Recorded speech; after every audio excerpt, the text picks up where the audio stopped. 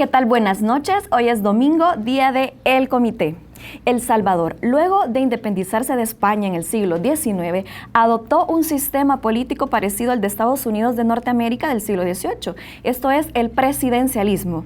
El politólogo Álvaro Artiga, en su libro El sistema político salvadoreño, afirma que El Salvador entre 1994 y 2014 instauró un régimen político llamado elitismo competitivo, o mejor conocido como oligarquía competitiva. Dentro de algunas características que este sistema tiene es que hay mucho debate público, pero poca participación electoral. Estamos conversando esta noche y tenemos mucho que hablar con dos de los diputados más jóvenes que tiene actualmente la Asamblea Legislativa. Vamos entonces a conocerles. Nuestro primer invitado ha sido asistente y asesor de la presidencia de la Asamblea Legislativa por el partido Gana. También actualmente es diputado, el más joven de su partido, y para septiembre del 2018 fue nombrado como el director de la juventud del partido Gana. Él es Osiris Luna. Buenas noches y bienvenido. Bueno, muy buenas noches, gracias por la invitación, es un placer estar aquí, saludar a todas las personas que nos sintonizan, un fuerte abrazo a todas esas familias que están pendientes del comité. Muchas gracias por tu asistencia. Y también nos acompaña un diputado muy joven. Él inició en el Partido Arena en el 2012, fue director departamental de la juventud de este Partido Arena y también fue diputado suplente de la diputada Milena de Escalón. Actualmente es el presidente del Grupo Parlamentario de Jóvenes de la Asamblea Legislativa y ha trabajado en diferentes temáticas muy interesantes. Por ejemplo, él ha sido el creador del anteproyecto de la educación sexual en El Salvador, que por primera vez un diputado lo llevaba al Pleno Legislativo. También trabaja y lidera diferentes comisiones dentro de la Asamblea Legislativa, como por ejemplo la Comisión de Juventud y Deporte, la Comisión de Trabajo y Previsión Social y también la Comisión de Mujer y Equidad de Género. Buenas noches y bienvenido, Josué Godoy. Gracias, buenas noches Inés, un saludo a todo el pueblo salvadoreño, especialmente a mis amigos del departamento de Santa Ana que nos sintonizan, agradecer la invitación y sobre todo felicitarles por crear un espacio para conversar sobre temas de interés nacional, pero con un enfoque de juventud. Muchas gracias por su asistencia y les comento que también habíamos invitado a la diputada del FMLN, Anabel Belloso. Ya nos había confirmado su asistencia, pero no se hizo presente. Y usted en casa, quédese con nosotros, venimos con una temática de mucho interés para todos ustedes. Quédese con nosotros y ya regresamos. Muchas gracias por su sintonía en nuestro sexto programa. Y el tema de esta noche ¿es el momento de que cambien los partidos políticos o que cambien sus dirigentes?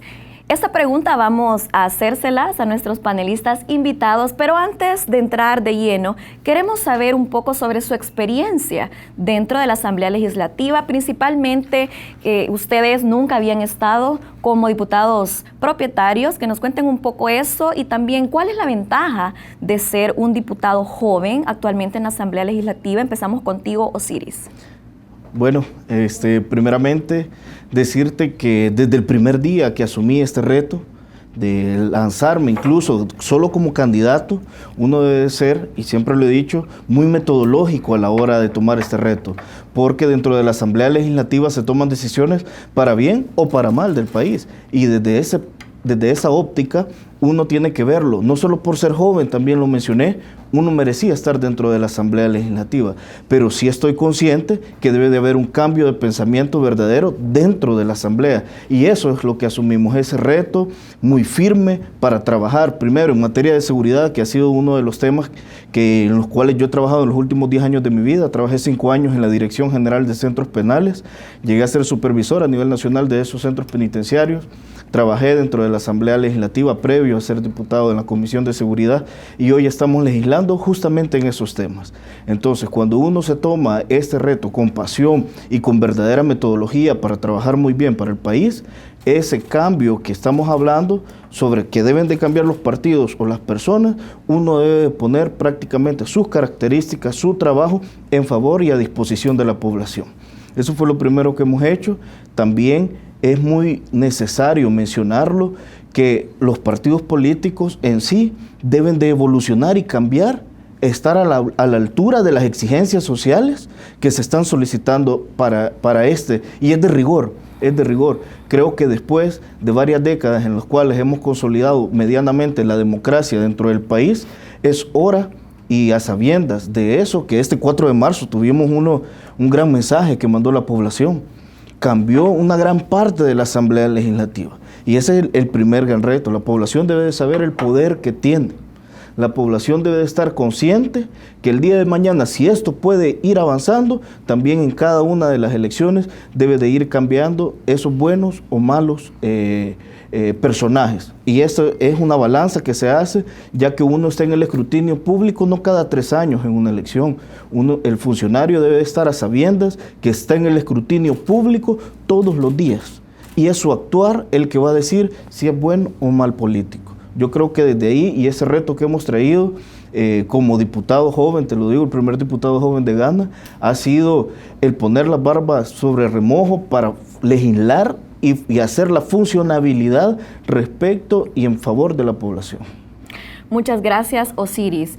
Álvaro Artiga, un politólogo muy conocido que tiene diferentes textos, pero en un libro específicamente que se llama El Sistema Político de El Salvador, afirma que los partidos políticos están y son llamados a dar ese relevo generacional, es decir, que no se perpetúen en el poder las mismas personas, porque esto favorece argollas de poder, esto hace imposible que los gobernantes puedan darle satisfacción a las personas, específicamente en las necesidades básicas y los derechos humanos. ¿Qué tienes que decir tú, Josué, acerca de esto? Y también cuéntanos un poco sobre tu experiencia. Sí, bueno, yo creo que se dieron 3 factores importantes en esta última elección.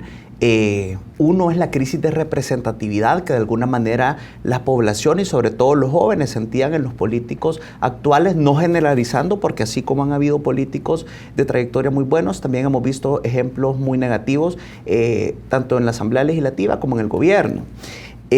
Otro es el bono demográfico que atraviesa El Salvador. Tenemos el 60% de población joven, una población que ha crecido de la mano de la tecnología, de las redes sociales, con un acceso a la información mucho más amplio, ya que anteriormente sabía que lo que nos decía la radio o la prensa o la televisión era la única información a la que teníamos acceso. Ahora tenemos las redes sociales donde todos los ciudadanos se han vuelto prácticamente y pueden hacer esta labor periodística de informar.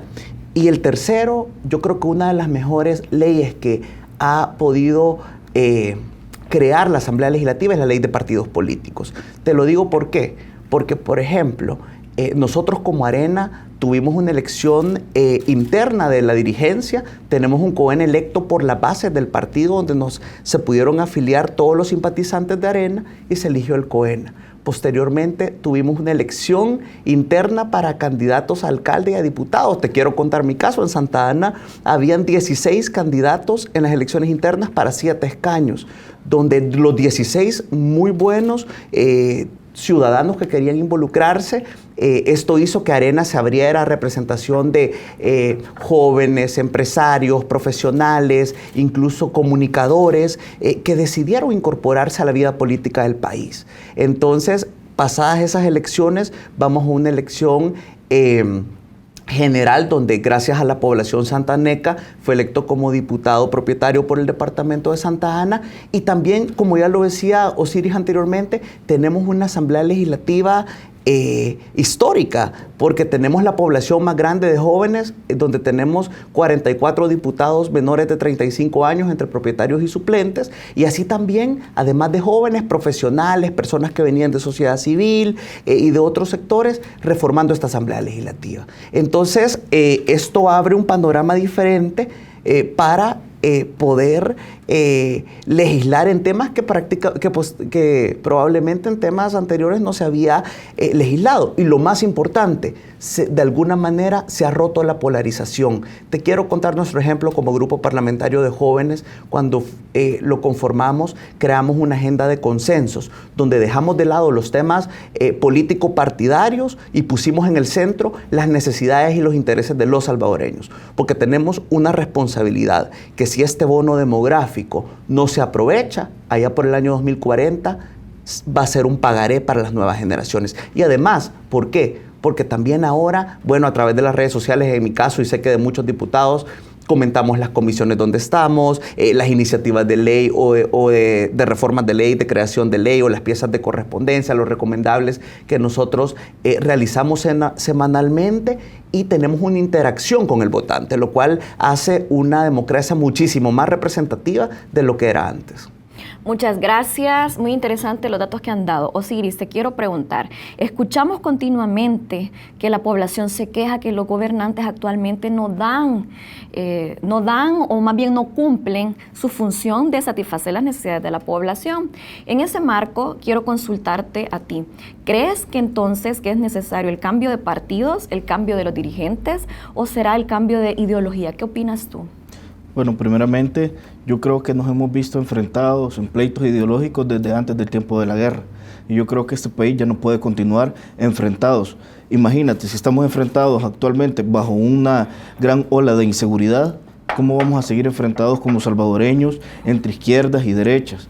Las ideologías siempre nos van a dividir, pero los principios siempre nos van a unir como salvadoreños, y eso es lo importante. Te lo puedo contestar en dos facetas, porque bien lo decía Josué, tal vez hoy tenemos una gran población, así decirlo, juvenil dentro de la Asamblea, muchos diputados jóvenes, pero lo importante es que cada uno de estos diputados jóvenes, y me incluyo obviamente, asumamos el reto que es cambiar la percepción mala, y hay que decirlo, que se tiene de los partidos políticos. Pero ¿cómo crees de los tú que eso personajes. pudiera llegarse a ocurrir? Se va a hacer con diálogo, con mayor democracia, con evitar las desigualdades y evitando los pleitos estériles. Si logramos empezar a discutir técnicamente propuestas en favor de la población, va a haber mayores resultados. ¿En base a qué? En vez de estar enfrentados en una plenaria que puede llegar a durar hasta la medianoche por estar discutiéndose entre izquierda, derecha, entre partidos políticos,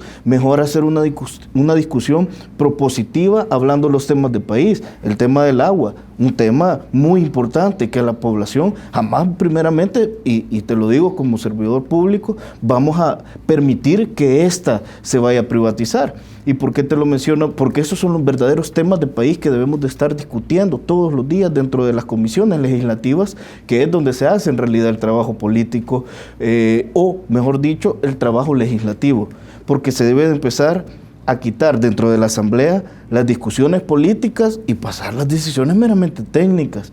¿Por qué te lo digo esto? Ese es el reto que traemos. Y bien lo decía Josué, dentro del grupo parlamentario de jóvenes, ¿por qué hemos logrado buenos consensos? Porque justamente nos despojamos, y esto obviamente sin renunciar a un partido ni nada, sino más bien con pensamiento verdadero en favor de apuestas que vayan a solucionar los problemas de los jóvenes, en el caso específico del grupo parlamentario de jóvenes. Yo creo que es muy importante eso. Y segundo, tener muy en cuenta, como tú lo decías, que sí hay que cambiar cúpulas partidarias, que sí hay que cambiar institucionalidad dentro de los partidos políticos. El tema de transparencia es muy importante. El tema de transparencia debe cada día legislarse en mayor transparencia, no solo de procesos de partidos políticos, de transparencia de elecciones, porque tenemos que tener unas elecciones transparentes y ahí aseguramos verdaderamente que la población está eligiendo a los gobernantes que quiere, pero también debemos de legislar transparencia dentro de las instituciones de gobierno, y eso va a ir dando mayor credibilidad en la población, porque, y esto te lo puedo decir así, dentro de todos los partidos políticos hay buenos y malos políticos. Si es que ser bueno o ser malo lo va a decidir la población cuando va a elegir a las urnas, en base al actuar que ha demostrado día con día, comisión tras comisión, plenaria tras plenaria, con acercamiento o no. Y eso es muy importante, porque ese es el rol verdadero que tenemos. Si queremos que se cambie la política, y nosotros empezando como jóvenes, hay que también empezar a dar el ejemplo respecto a ello. Ok, muchas gracias, Osiris. Voy contigo, Josué. Para ti, ¿qué es lo que tenemos que cambiar en nuestro actual sistema? ¿A los gobernantes, a los partidos, la ideología o en qué radica entonces nuestro estancamiento como sistema político? Bueno, yo creo que es importante recalcar el tema de la ley de partidos políticos, lo que te decía que las dirigencias de los partidos cada vez estos procesos de elección tienen que ser más transparentes y más abiertos. Creo que Arena ha sido pionero en esto. Han visto que las elecciones internas de Arena prácticamente tienen una expectativa en la población como unas elecciones generales. Y realmente los diferentes puntos de vista, porque lo importante que creo que dentro de los partidos políticos no precisamente todos piensan igual. El ser humano es... todos somos diferentes. Algunos tenemos una visión mucho más progresista, otros más conservadora, otros ven temas de derechos humanos, otros más los temas económicos, y así hay un abanico de formas de pensar dentro de los partidos políticos. Sin embargo, los principios y la ideología de estas banderas es lo que hace que nos identifiquemos con ellos.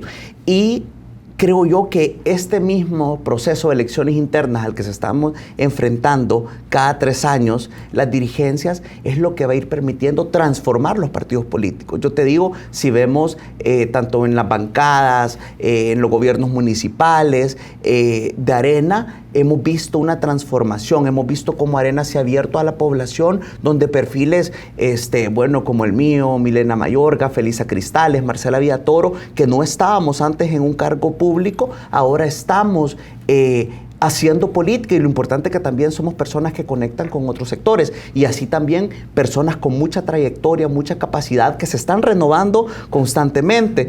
Yo ponía el ejemplo de la alcaldesa Milena de Escalón, que desde hace muchos años, cuando el protagonismo de las mujeres en política no era tan común o tan visible, ella, junto con otras diputadas de varios partidos políticos, crearon el grupo parlamentario de mujeres, que les permitió avanzar en temas importantes. Así también ahora, como ya lo decía Osiris, hemos creado el grupo parlamentario de jóvenes, donde nosotros nos hemos centrado en 6 objetivos importantes, donde, por ejemplo, la generación de oportunidades de empleo, y no es algo que nosotros, por decirlo, es una agenda personal o no lo hemos sacado de la manga de la camisa. No, si vemos la encuesta de hogares para propósitos múltiples, la mayor necesidad de los salvadoreños hoy por hoy es el empleo. Muchas gracias. Ya vamos a hablar un poco de estas temáticas, pero para terminar el primer bloque, Osiris, te pregunto, ¿por qué está costando tanto ver rostros jóvenes, nuevos, tanto en los partidos políticos como dirigentes y también como personas que van para cargos públicos? En el caso de Ghana, ¿por qué no vemos más jóvenes participando? ¿Hay una lucha interna en Ghana o qué puedes decir tú? No hay ninguna lucha, y todo lo contrario. Caso de eso, pues es tu servidor. Participo por primera vez dentro de las elecciones a cargo de diputados, y gracias a Dios y a la población que resulté electo este 4 de marzo, y creo que también fue parte del cisma y del mensaje que mandó la población hacia los partidos políticos, hacia las dirigencias, que cambien de pensamiento, y justamente en eso mismo me voy a ir yo. Yo creo que si queremos tener más jóvenes, si queremos tener, y más que más jóvenes, es un verdadero cambio de pensamiento. Eso es lo importante. Porque no solo por ser joven significa que la Asamblea Legislativa va a estar el día de mañana medianamente bien, porque no estamos ni bien a estos estándares. Pero es muy importante decir que debe de haber un cambio de pensamiento dentro de las cúpulas de todos los partidos políticos, cada vez, como te digo, ser más transparente, cada vez generar más oportunidades, cada vez incluir a más políticos, o mejor dicho, a la población en general. Es que debemos de despartidizar la política y ciudadanizarla. ¿Cómo? Que involucrar al ciudadano verdaderamente, que se sienta representado, pero actualmente no se siente representado, y no voy a venir yo a tapar el sol con un dedo justamente en un programa, todo lo contrario. Yo creo que a medida uno sabe las expectativas que está esperando la población de los funcionarios de los partidos, y uno se adhiere y va evolucionando justamente a los nuevos estándares que se está exigiendo a la población actualmente, creo que podemos tener el día de mañana una mejor conformación dentro de la Asamblea Legislativa, de dejar de ver aritméticas políticas dentro de la Asamblea y empezar a generar verdaderas oportunidades. Y yo creo que más adelante nos va a dejar tiempo para hablar de las propuestas que llevamos. Pero eso es lo importante, que las cúpulas partidarias cambien el pensamiento y debe de haber una mayor inclusión. Eso yo creo que va a ser muy importante. A medida de que se vaya viendo todo más transparente, la población va a ir creyendo y vamos a pasar de la apatía que hay a la política a generar empatía verdaderamente. Muchas gracias. Josué, tú mencionabas que hay varias mujeres que están participando y que ya son diputadas, pero realmente ellas tienen, y también tú tienes, esa libertad de decisión dentro del partido que tradicionalmente lo hemos visto con ideología muy conservadora. ¿Realmente tienen ese poder de decisión? Cuéntanos. Sí, fíjate que yo también, haciendo alusión al tema que hablábamos anteriormente, es de decirlo y es de reconocer que trascender del discurso a la práctica es importante. Y nosotros como Arena tenemos la población de diputados, diputadas, alcaldes y concejales más alta en el país. Y es precisamente porque nuestros procesos de elecciones internas han sido abiertos a la ciudadanía. Entonces, y eso se traduce en la pluralidad de pensamiento que existe incluso dentro de la fracción legislativa, donde tenemos 37 diputados. Y se ha visto de alguna manera en las diferentes comisiones. Puedes ver que hay temas en los que estamos, por ejemplo, yo te digo particularmente, para mí la educación sexual es importante porque tenemos un mapa de embarazos alarmante en el país. Tenemos sometidas a mujeres salvadoreñas a un círculo de violencia y pobreza, y no es un tema secundario, es un tema prioritario. Así también tenemos el tema de la generación de oportunidades de empleo, de apoyo al emprendedor. Y creo que cada uno de nuestros 37 diputados, hablándote por Arena, está trabajando en diferentes áreas. Y también hay momentos donde trabajamos en equipo. Por ejemplo, en la Comisión de la Mujer, donde estamos viendo el tema de combatir los feminicidios. Así también en la Comisión de Trabajo, donde logramos, y te puedo decir, uno de los frutos más importantes que esta legislatura ha dado hasta el día de hoy es la creación de la Ley Especial de Salas Cunas, donde estamos garantizando que de 0 a 3 años los trabajadores van a tener un espacio seguro para dejar a sus hijos, y sobre todo porque de 0 a 3 años es cuando se forma el 85% del cerebro de los niños. Entonces hay una diversidad de temas, y que si tenemos la libertad de expresarlos, pues lo puedes ver en las diferentes iniciativas que cada uno estamos empujando, y en otras trabajamos en equipo. Por ejemplo, con mi colega Milena, que trabajamos el tema de VIH, con Felisa, que trabajamos el tema de educación sexual, con Marcela Villatoro y la diputada Silvia Astorga, que trabajamos el tema en la Comisión de Trabajo, al igual que con David Reyes. Y creo que eso es lo importante, que existe una pluralidad de pensamiento. ¿Y por qué es importante? Y ahí comparto con Osiris, que no únicamente es importante la representación de jóvenes, pero también es importante la representación de personas con una corriente de pensamiento progresista que quiera que este país avance, y sobre todo que despolarice los temas. ¿Y cómo los despolarizás? ¿Cómo rompes la demagogia? ¿Cómo rompes la polarización? Basando tus propuestas en estadística y dándole soporte técnico. Entonces, esto es importante. También comentarte que como grupo parlamentario de jóvenes, uno de nuestros grandes aliados ha sido el Fondo de Poblaciones de las Naciones Unidas. ¿Por qué? Porque nosotros basamos todos los ejes que estamos priorizando para la agenda de consenso del GPJ en la estadística, en traducimos los números que nos dan a las necesidades de las mujeres, de nuestras niñas, de nuestros niños, de nuestros jóvenes, y poder así legislar. Entonces yo creo que así es como vamos transformando no solo los partidos políticos, sino que las instituciones también. Ok, muchas gracias. Y usted en casa, quédese con nosotros, que ya regresamos.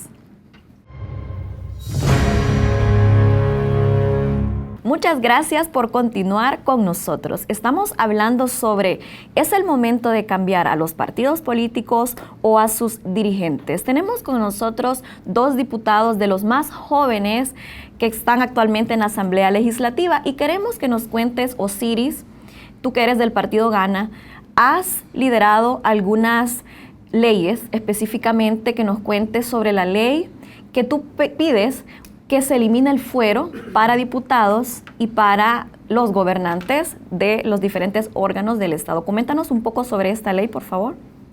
Bueno, así como esa, he presentado otra serie de leyes, sobre todo en seguridad y educación también, pero yo creo que, y es parte de las exigencias que la población está solicitando, en México prácticamente en más de 15 estados se ha eliminado el fuero, tanto a gobernadores, a funcionarios públicos, no solo a legisladores. Yo creo que es muy importante esto respecto a que se puedan hacer diferentes investigaciones dentro del artículo, obviamente, de la Constitución 236, 238, por ahí. Es muy importante y habla acerca del fuero de los funcionarios. Ya hay una pieza dentro de la Asamblea Legislativa que se ha presentado respecto a ello, y es muy importante también mencionarlo, que lo que hay que darle es una continuidad respecto a esto para que yo creo que todos los partidos es muy necesario legislar respecto a ello. O sea, no se puede dar una inmunidad total, yo creo, porque se puede llegar a prestar a diferentes movimientos que se pudieran llegar a ver o a buscar cierta protección durante algunos cargos. Sí, sobre eso te quiero consultar. ¿Tuviste el apoyo de los demás parlamentarios o definitivamente te quedaste solo con esta iniciativa? No, hay apoyos de diferentes parlamentarios, incluyendo dentro de mi partido y también del diputado independiente, lo hemos hablado, el diputado Martel, también hemos hablado mucho sobre este tema y es muy importante. Yo creo que se debe legislar al respecto siempre y en aras de la transparencia.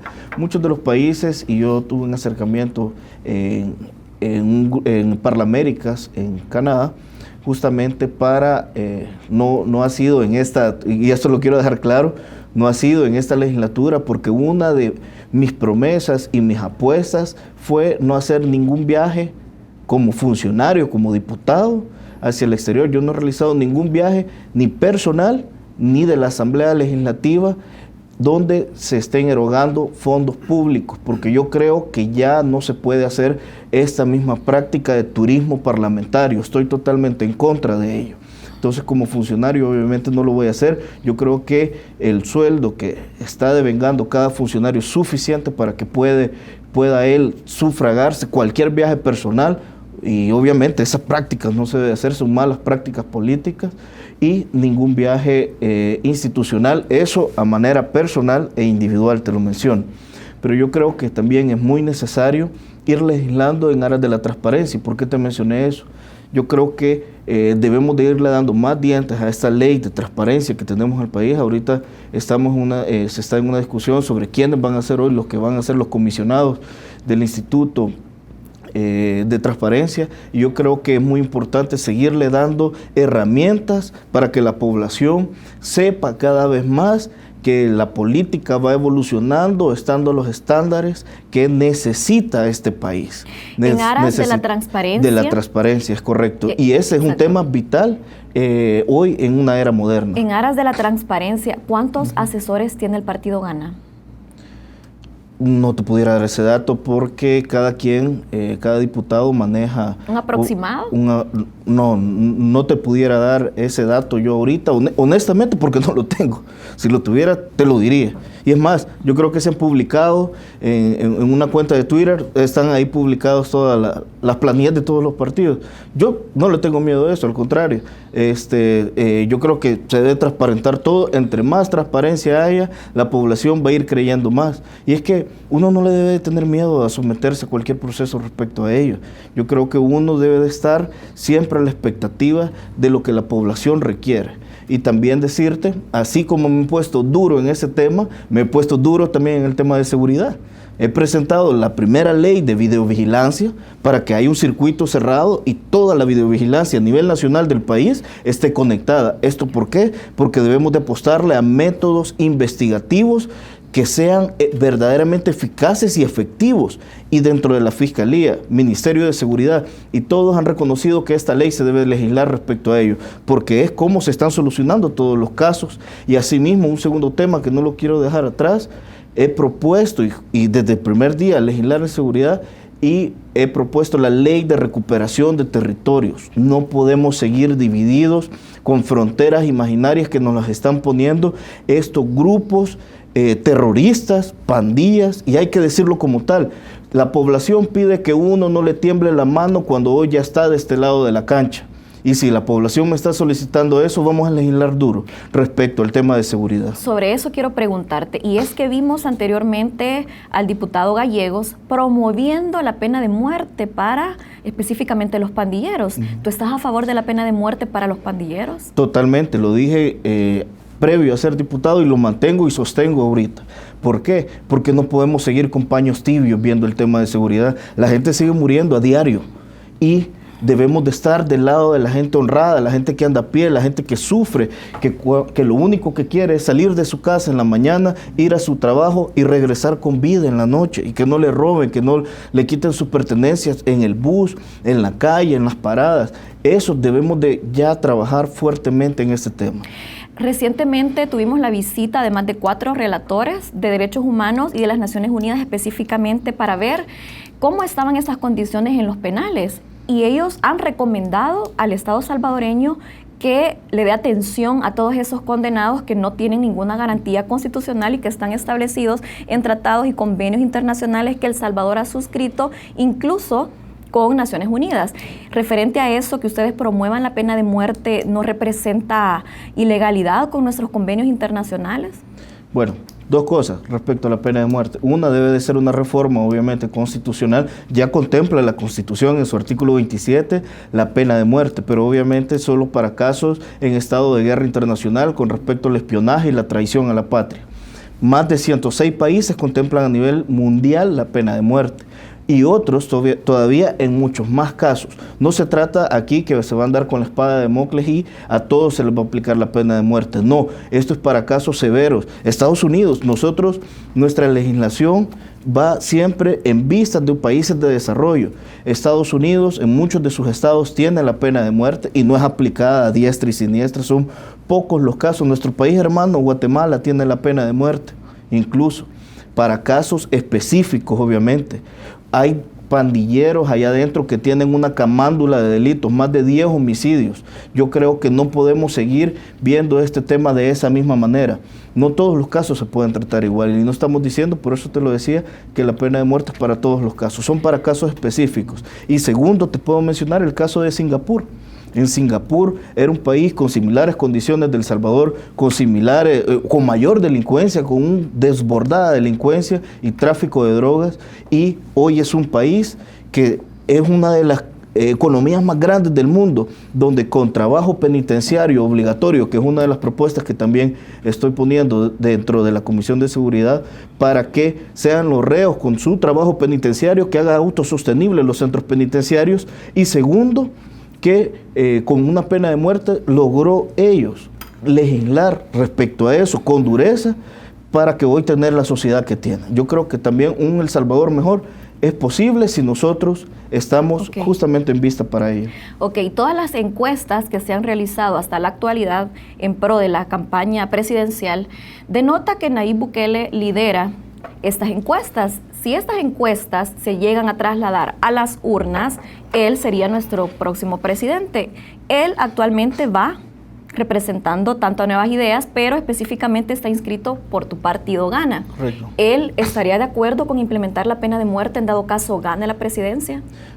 Pues no hemos tocado el tema justamente con él. Sí sé que él, y como el día de mañana, como estadista, como presidente, que estoy seguro que la población va a dar ese apoyo este 3 de febrero, y más de 40 encuestas te lo dicen, en los últimos 2 años, todos los sondeos de opinión serios de este país han dado como resultado ganador a Nayib Bukele. Y en base a eso, yo te lo digo, no lo hemos hablado, pero en la diversidad al final de pensamiento, en la diversidad de discusión respecto a esos temas, el día de mañana, siendo gobierno, seguramente los vamos a discutir y hay que trabajar y legislar justamente en ese tema de seguridad. Ok, muchas gracias. Voy contigo, Josué. Tienes mucho que decir. ¿Tienes alguna moción que tú quieras decir sobre lo que acaba de decir? ¿Gana el Partido Arena? ¿Apoya la pena de muerte como solución para las pandillas? ¿O qué pasa con estos jóvenes? ¿No tienen derechos humanos? ¿Qué piensas tú? Bueno, yo creo que definitivamente hemos visto que en los últimos años, han tenido la represión como una medida para combatir la seguridad, y claramente esto no ha sido efectivo. Creo que hay que redefinir tanto el término de represión como de prevención, y es por eso que nuestro candidato Carlos Callejas ¿qué propone él en tema de seguridad? Le apuesta a redefinir la represión, porque te voy a decir una cosa, más policías y más militares y más armas no es más seguridad, porque entonces ya tuviéramos un país altamente seguro. Entonces hay que apostarle a la generación de oportunidades, y te digo por qué, porque en la mayoría de países del mundo que sufren crisis de inseguridad es por la falta de oportunidades. Sabemos que los jóvenes que caen en estructuras delictivas no precisamente lo hacen porque han tenido todas las condiciones para poder salir de ahí. Están condenados a vivir en un círculo de pobreza. ¿Y por qué te decía yo que hay dos temas sumamente importantes? Que es la generación de oportunidades de empleo y también reformar nuestro sistema penitenciario, que no sean universidades donde se van a hacer expertos criminales, donde también te voy a decir una cosa. Fíjate que muchos de los jóvenes, y lo decía Carmen Aída Lazo en un conversatorio, hay también una gran discriminación para los jóvenes. Cuando vas a buscar trabajo y te ven tu DUI que vivís en X comunidad, automáticamente te lo niegan. Entonces, por eso te digo, el problema de la inseguridad es tan integral que decir algo como aprobar la pena de muerte, y te lo digo con respeto, si no, me parece irresponsable. ¿Por qué? Porque estamos hablando que tenemos un sistema judicial altamente cuestionado, donde no tenés certeza, donde han habido compra de jueces. Entonces, estamos hablando que la vida de la persona es un bien muy preciado. Entonces, yo sí creo que le tenemos que apostar a la generación de oportunidades, y a que las propuestas también, en el caso, bueno, que ahora que viene este reto presidencial, vaya orientada a resolver la realidad del país. Y fíjate que cuando hablamos de generar oportunidades de empleo, Carlos y Carmen Aída han andado haciendo un recorrido de todos los territorios, se han sentado con agricultores, con industriales, con jóvenes, con mujeres, y crearon precisamente un aproximado de que se pueden generar 300,000 empleos por año. Y veíamos, y crearon precisamente a lo que ellos llamaron el trabajómetro, donde se pueden apostarle a 50,000 empleos en innovación y tecnología, a 40,000 empleos en el sector turismo, a 10,000 empleos en el sector emprendimiento, a 6,000 empleos en cuidados por la infancia. Y algo importante, que tenemos que ver que las propuestas de nuestros candidatos presidenciales vayan sustentadas en un porqué y cómo se van a hacer. Y te pongo el ejemplo claro de los cuidados para la primera infancia, 6,000 empleos. ¿Por qué? Porque en menos de 2 años va a entrar en vigencia la ley especial de salas cunas, donde vamos a demandar una alta cantidad de personas especializadas en cuidados para la primera infancia. ¿Y por qué el trabajo, te decía, es tan importante, no únicamente para los candidatos a la presidencia, sino también para nosotros en la Asamblea Legislativa? Es porque tenemos un bono demográfico, tenemos el 60% de jóvenes que tienen que cotizar a AFP, que tienen que cotizar Seguro Social, si no en el 2040 podemos enfrentar una crisis del sistema público de pensiones. Entonces, ¿qué pasa con esto? También en el tema de empleo. Si nosotros en la Asamblea Legislativa, por ejemplo, y en la agenda del Grupo Parlamentario de Jóvenes, tenemos una ley del primer empleo que está desde el 2012 y es letra muerta. Si nosotros no le damos los dientes a esta ley, la vamos a desperdiciar, y esta ley precisamente puede ser un gancho que ocupe Proesa para atraer inversión, que si tenemos incentivos fiscales para contratar personas jóvenes, podemos ser competitivos con la India, podemos ser competitivos con Costa Rica, y esto tiene que venir de la mano de que la oferta educativa sea complementaria, reformar nuestro sistema de educación. ¿Por qué? Porque no hay una conexión entre la oferta de empleos, entre la oferta educativa con la demanda laboral. Entonces es importante conectar estas áreas, y precisamente es lo que he podido escuchar y conocer en el plan de gobierno que han construido Carlos Callejas y Carmen Aída Lazo. Muchas gracias. Como conclusión retomo, ganas a favor de la pena de muerte para poder llevar seguridad a la población salvadoreña, y Arena dice que es una irresponsabilidad hablar de pena de muerte. Regresamos en un momento y podemos hacer las aclaraciones necesarias. Vamos a un corte y ya volvemos. Muchas gracias por continuar en nuestra sintonía. Estamos ya en el último bloque, pero lo vamos a aprovechar muy bien. Y es que nuestros panelistas quieren contraargumentar nuestro bloque anterior, específicamente el tema de pena de muerte y derechos humanos de las personas. Queremos empezar contigo, Josué. Gracias. No, es importante recalcar que una de las poblaciones más involucradas en el problema de la inseguridad son estas personas jóvenes. Y por eso te decía que la apuesta por el empleo, la apuesta por la generación de oportunidades, de formalizar el sistema educativo, de darle a estos jóvenes las herramientas para poder tener una opción que no sea incrustarse a una estructura delictiva, debe ser una apuesta importante. Así también lo ha manifestado Carlos Callejas, como las colonias seguras, recuperar los territorios, que las personas puedan vivir en paz, pero tiene que hacer una acción conjunta. Y en el tema particular de la pena de muerte, probablemente en Arena algunas personas estén a favor o estén en contra, pero yo, como Josué Godoy, que soy un diputado pues defensor de los derechos humanos, estoy totalmente en contra, porque creo que ya han habido muchos gobiernos, incluso de mi partido, que le apostaron mucho a la mano dura, y sabemos que más represión y más represión no ha dado resultados. Entonces tenemos que redefinir el término de represión y también de prevención, y así también poner énfasis en que los centros penales sean lugares para reformar a las personas que cometieron crímenes y que no sean universidades para convertirse en criminales, delincuentes, o probablemente entraron como ladrones y salen como homicidas. Entonces, esto es sumamente importante, y tener en cuenta que el problema de la inseguridad es muy complejo. Entonces, el resolver este problema tiene que hacerse con acciones integrales desde diferentes sectores. Muchas gracias. Osiris, ¿tú querías contraargumentar o aportar algo nuevo sobre esta temática? Sí, correcto, básico. Primeramente, sabemos que la pena de muerte es una medida extrema para momentos extremos como los que estamos viviendo actualmente en el país. Pero lo importante y previo a llegar a eso, obviamente, es generar primeramente métodos investigativos, y te lo mencioné, por eso mi apuesta es a la ley de videovigilancia, métodos investigativos que resuelvan y verdaderamente se esté impartiendo justicia en base a pruebas que con veracidad demuestren que el sujeto A fue el que agredió al sujeto B, por decirte un hecho específico. Métodos investigativos, mejorar el instituto forense, mejorar muchísimo el laboratorio científico de la policía. En eso va a hacer que el día de mañana tengamos una verdadera justicia. 2, ley de recuperación de territorios. Lo he presentado. ¿Y por qué hablo de la ley de recuperación de territorios? Primeramente porque la ex sala de lo constitucional, estamos en desacato porque hizo una sentencia el 16 de julio de este año que teníamos que legislar respecto a ello. Ya tengo un proyecto de ley marco para que se pueda regir esta recuperación de territorio enfocada a, primeramente, prevención, control, disuasión y segundo y final, rehabilitación. ¿Para qué? Para recuperar el tejido social de nuestro país. Tercero, es sobre los centros penales. Justamente es un tema, obviamente, porque trabajé ahí, lo conozco. Prácticamente es para que el trabajo penitenciario obligatorio. ¿Por qué? Porque actualmente debemos de generar ya penales autosostenibles. Invertimos 20 millones al año, todos los ciudadanos, en materia de alimentación.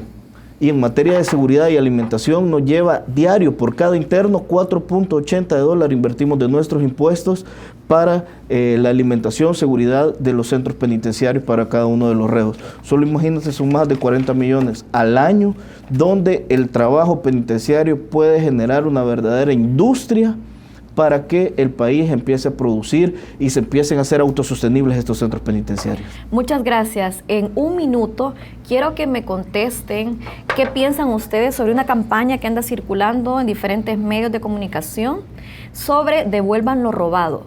¿Qué opinas tú, Josué, sobre esta campaña que está bien fuerte en toda la población salvadoreña actualmente? Bueno, voy a tratar de ser lo más breve y conciso. Primero decirte que nosotros como Arena nos hemos renovado.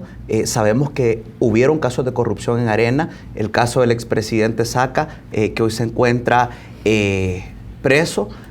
También así, saben que si nos vamos al año 2009, donde muchos de los diputados de Arena, que eran el círculo de confianza del presidente Antonio Saca, formaron un partido llamado Gana, que es ahora por el cual compite el candidato a la presidencia Nayib Bukele, y que Arena, a través de los procesos de renovación interna, tiene rostros como yo, que hoy le puedo decir, no me he robado nada. También tiene rostros como Carlos Callejas y Carmen Aida Lazo, que son outsiders, que vienen de la sociedad civil, que no tienen un pasado político, que no están cuestionados en ninguna institución, ni tienen ninguna demanda por algún cuestionamiento. Y así también como la nueva dirigencia del partido, tenemos a Marta Evelyn Batres como representante de la Juventud del COENA. Entonces nosotros como Arena nos hemos renovado. Yo creo que este tipo de campañas solo generan odio, división, y entramos en esa política de desgaste y de ataques a la que la población salvadoreña se encuentra tan cansada. Y que si hay personas que quieren cuestionar a políticos o a candidatos, para eso están las instituciones del Estado, y lo he dicho siempre, ya El Salvador tiene que dejar los juicios de redes sociales o juicios de medios de comunicación, y tienen que funcionar las instituciones, y por eso mismo creo que si alguien cree que tiene que volverlo robado, pues está la Fiscalía General de la República para que puedan poner un anuncio.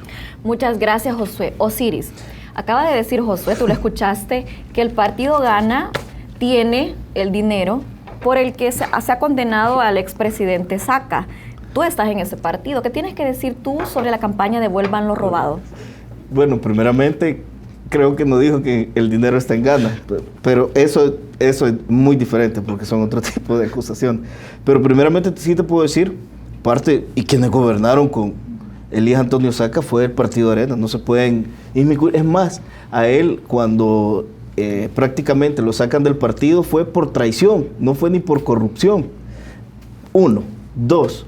También todas las personas que fungieron de su gabinete, hay diputados, hay personas dentro de la estructura trabajando actualmente. ¿Cómo quiénes? No, tú lo puedes saber. Busca la planilla de todos los que estuvieron como funcionarios. No, yo por eso decía, o solo puedes mencionar más. No, yo te puedo decir una cosa. Sabes que este tipo de acciones donde nosotros, yo por eso decía, si alguien cree que hay un funcionario actualmente que está cuestionado, vaya a la Fiscalía General de la República. No, es que yo no he dicho eso. Puedes poner la denuncia. Pero sí es cierto, y la población no sabe, que Tony Saca creó Gana, con muchos diputados que actualmente también están en la Asamblea Legislativa. ¿Por qué? Porque estos diputados se salieron de Arena. De hecho, ahí nace el transfugismo en la Asamblea Legislativa. Entonces, y nosotros, pero algo claro, Osiris, ni tú ni yo estábamos en ese tiempo. No, por eso es irresponsable también decir. Sí tengo que mencionar respecto a ello, porque tú hiciste obviamente un comentario respecto a eso. Primero, obviamente, funcionarios. No estoy diciendo nadie. Si en realidad estamos diciendo que Tony Saca tenía un gabinete, tenía personas trabajando, tenía ministros, tenía todo, ahí están dentro de Arena. De hecho, la mayoría no estoy haciendo acusaciones que cada uno de ellos pero haya algo salido. Importante, no estoy haciendo porque la institucionalidad del país debe decir quién fue o quién no. Así, y él, es más, él en su testimonio, que fue prácticamente cortado y después dentro del juicio fue a puertas cerradas, sin medios de comunicación, claramente lo manifestó que el dinero estaba dentro de Arena. 1. 2. No me voy a poner prácticamente a discutir porque no soy ni juez ni parte respecto a este caso, pero sí te puedo decir que no se pueden empezar a hacer acusaciones respecto a esto. Segundo, él cuando se fue para candidato presidencial en 2014 corrió por la bandera del PCN. ¿Verdad? PCN, ya sabemos con quién está formando la alianza para elección presidencial. Y tercero, prácticamente el candidato que está compitiendo de parte es Nayib Bukele. Nayib ha demostrado su trabajo en dos.